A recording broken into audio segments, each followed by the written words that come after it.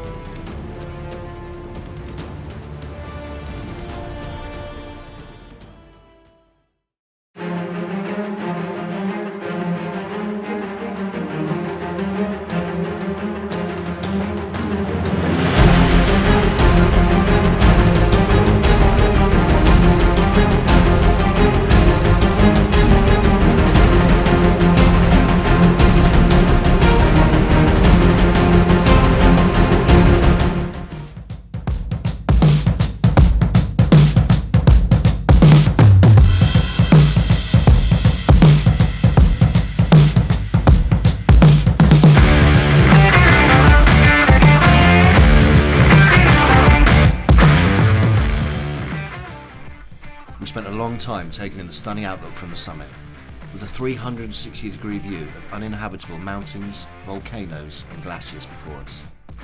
It was hard not to just sit and revel in the crisp clean air and the bright white snow. But we were here for one reason, and that was to drive. So we soon got back behind the wheel and did just that.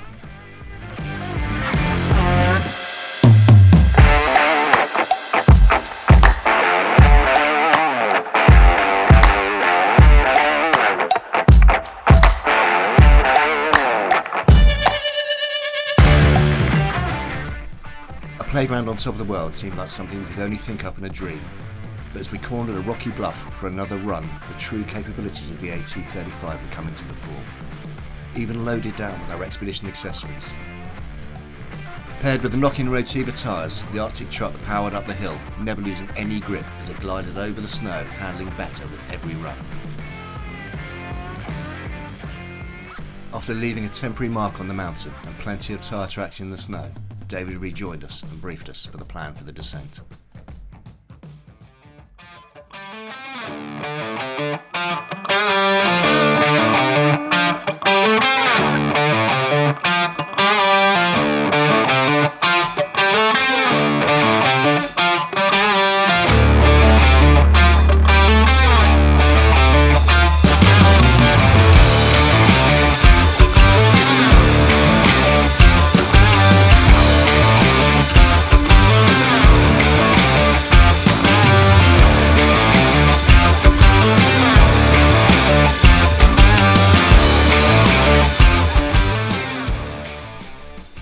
Martin started the return leg in the back of the AT44, but as we hit higher speed going downhill, he was bouncing around all over the place, as well as getting covered in spray from the fresher snow.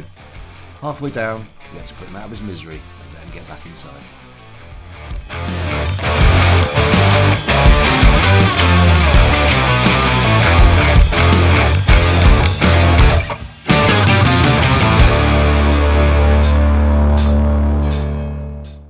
With clear ground for miles ahead, we took the lead, following David's instructions to keep to the harder packed snow.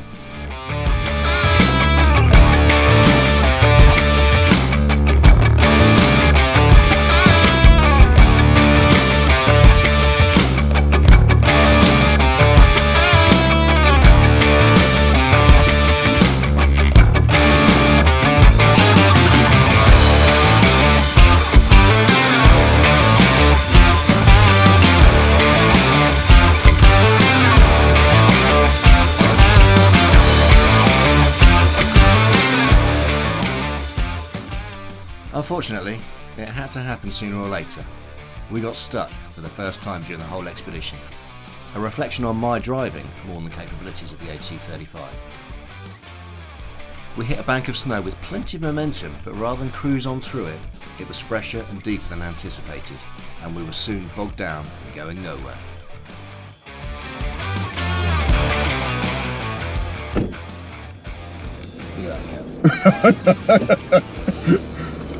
He's looking going, yeah, it's alright lads. Okay. But then he still got stuck.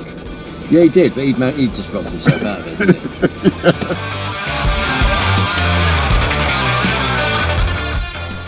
Now, The AT34 also got stuck as it tried to get in front of us.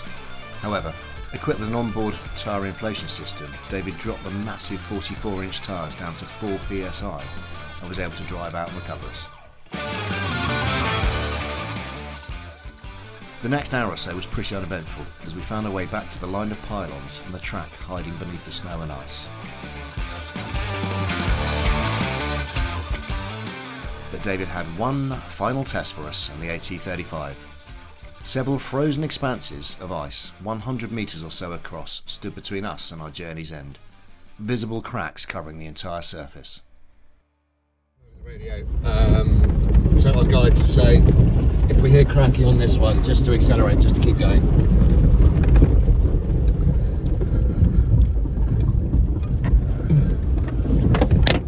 Oh, What's that? it's the strap. Oh, that's my tyre strap.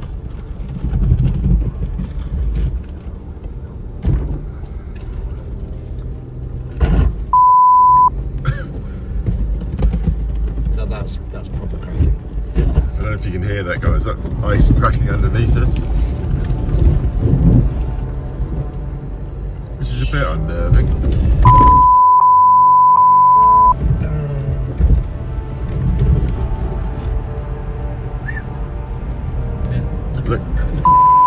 Look at the cracks in it, I need to guys. stop swearing. I'm finding that very difficult. Oh my goodness me. Ooh. Whoa. Whoa. I think my heart is actually in my mouth. Whoa, slide. That's 𝗕𝗽𝗶𝘀𝗲. What was it, Bolero? Who do you want to be? 𝗕𝗫𝗶𝘀 or Dean? I'll be, I don't mind actually at the moment. I just want to get the other side of this. What's that? I don't know.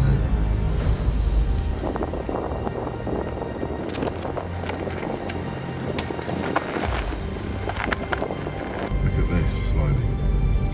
This is Wow. okay. Is that gravel? That's gravel. That's gravel ahead. I'm not so pleased it's gravel. I know. Well. Oh. Martin wants a photograph. Keep going.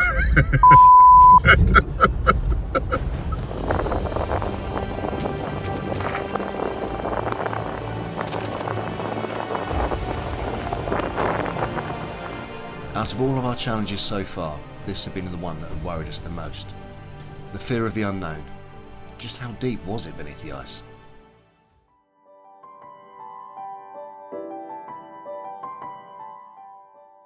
As we ended our off-road adventure at the tourist hotspot of 𝗕cie, we couldn't thank David enough for showing us Iceland from this totally unique perspective. None of us knew driving up a volcano was a bucket list thing, but we had all agreed it was a totally unforgettable day. A huge heartfelt thank you to David and his family for spending their weekend showing us around.